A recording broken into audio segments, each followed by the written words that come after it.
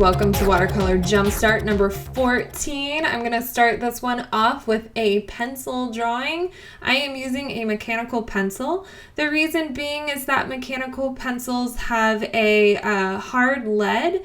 And so a hard lead means that it's going to make a lighter line and that it's not going to smear. So a softer lead means that more graphite is being deposited onto your paper and it's going to be smearier. Great for drawing, really satisfying mark making, but the deal is with watercolor, I don't really want a lot of graphite hanging out my painting and I don't want it to be that visible. That other thing you saw me using a second ago is a kneaded eraser. Oh, just use it then. It's a kneaded eraser and I use that because it's less abrasive on the paper. And, if I were to have damaged the surface of the paper and then painted on top of it, it would be really visible and ugly. And we don't want that.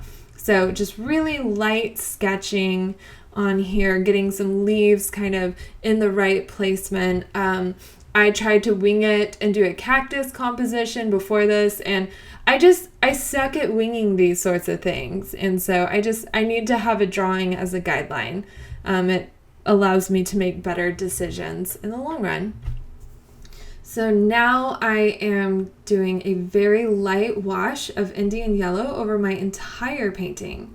So today we're going to talk about doing a negative painting. So that's like what we did yesterday, except this has more steps to it. So it's basically yesterday's painting times 3. So I don't want to have just a stark white shape, so I did the whole thing this pale yellow. And now I am going to negatively paint in this leafy stem. So you know what that means. I am painting around my subject with this blue color. So I'm painting everything except the shape that I am interested in. And by doing that, the shape will be a pale yellow and the background will be this lovely cobalt blue sitting on top of it. So we're getting some interesting color mixtures and then we'll have some interesting color combinations by combining these. And you see I am painting, if you can see those pencil lines in there a little bit, I'm painting over some of them because those are going to be layers of leaves behind them. So this definitely has a very kind of perspective-y thing where there are some, there's like distinctive layers of leaves because they'll all be different colors because of the different colors we put down.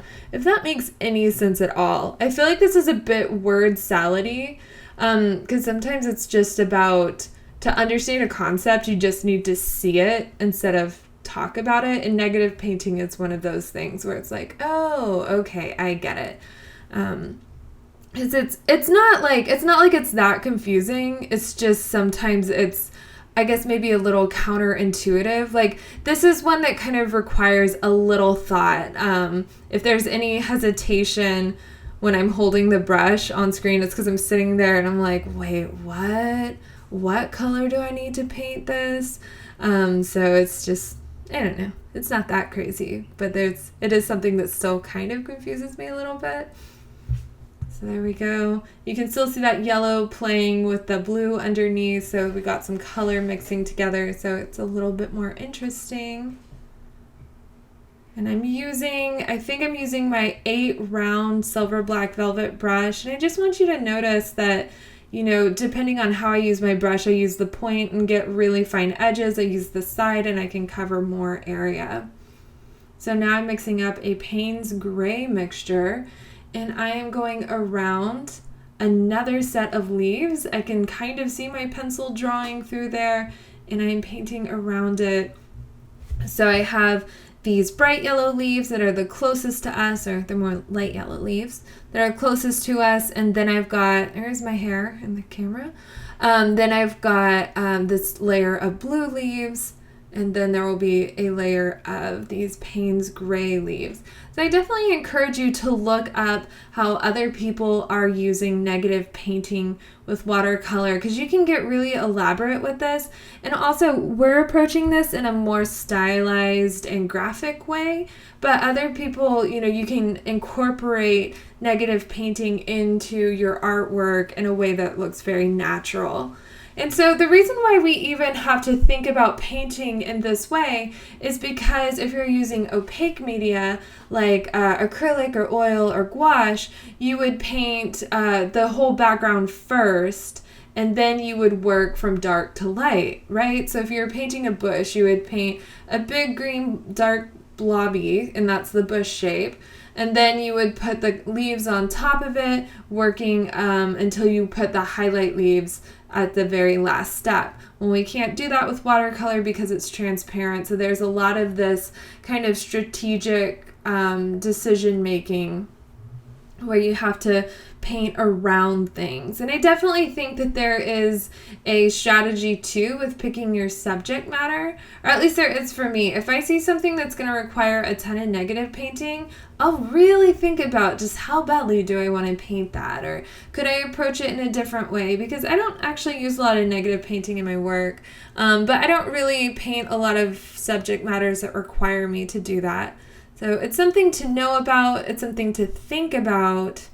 And also, I think that there is a level of strategy that is required for watercolor that other media might not require from you. Although I still view art making in general, I mean, it's all about decision making and strategy and implementing a plan.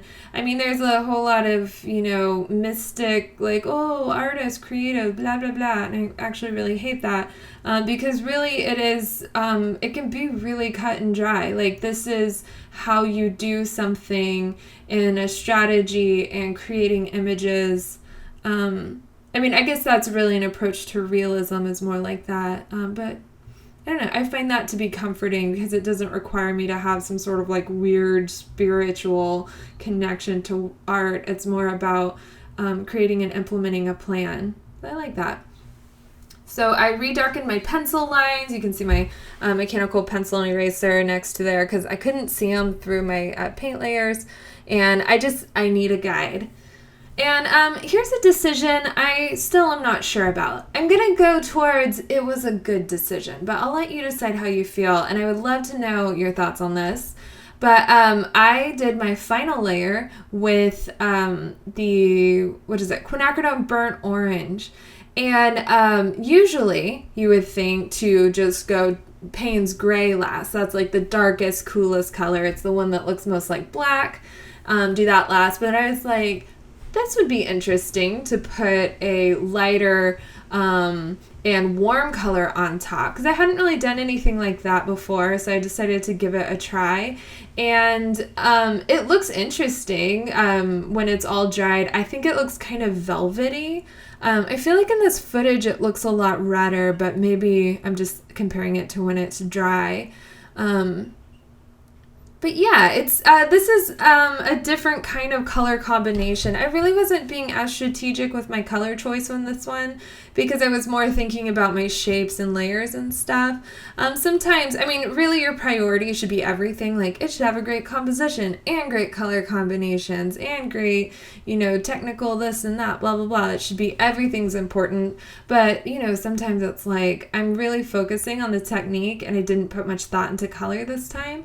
And so the color palette is different. It's, it's interesting. So let me know how you feel about that last layer being red instead of being like a Payne's gray or something like that. Something that would be more what you would expect.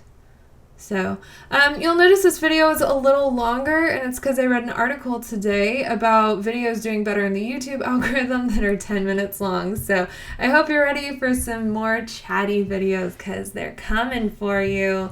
And so, yeah.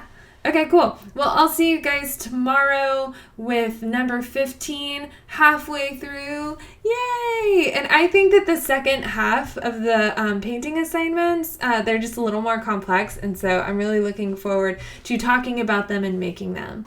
So I'll see you tomorrow. Be sure to use the hashtag Jumpstart with Jenny and like and subscribe, all that good stuff. Bye!